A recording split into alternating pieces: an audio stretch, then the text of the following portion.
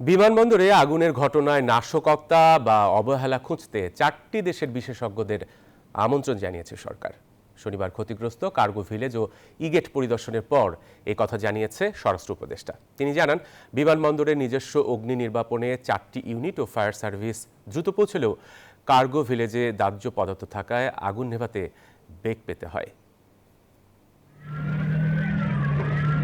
গেল 18 অক্টোবর শাহজালাল বিমানবন্দরের কার্গো ভিলেজে আগুন লাগে। আগুনে পুড়ে যায় হাজার কোটি টাকার মালামাল। একটি আন্তর্জাতিক বিমানবন্দরে এমন আগুন নানা প্রশ্নের জন্ম দেয়। এবার এই ঘটনা তদন্তে আন্তর্জাতিক সংস্থার সহায়তা দিচ্ছে বাংলাদেশ। এক্ষেত্রে নাম শোনা যাচ্ছে স্কটল্যান্ড ইয়ার্ডের মতো সংস্থার। বিমানবন্দরে সাম্প্রতিক অগ্নিকাণ্ডে ক্ষতিগ্রস্ত কার্গো ভিলেজ ও ইগেট পরিদর্শন শেষে সাংবাদিকদেরও এমন তথ্য জানিয়েছেন স্বরাষ্ট্র উপদেষ্টা। বান্ডেল থাকলে প্রতি সেনমানিতে টাকা বাঁচবে। বিকাশ সেনমানি বান্ডেল কিনে জিতুন প্রতি লেনদেনে।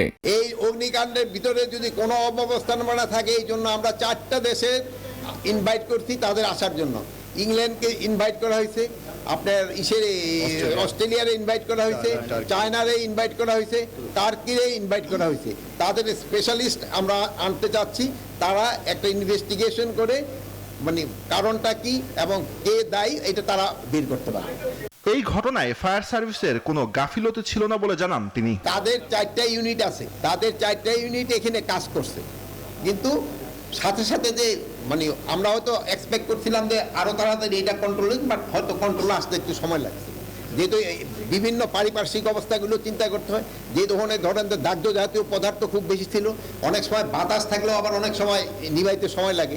যাত্রীদের ভোগান্তি কমাতে দ্রুতই ইগেট চালু, রেমটেন্স যোদ্ধাদের পাসপোর্ট ফি কমাতে সরকার কাজ করছে বলেও জানান স্বরাষ্ট্র উপদেষ্টা।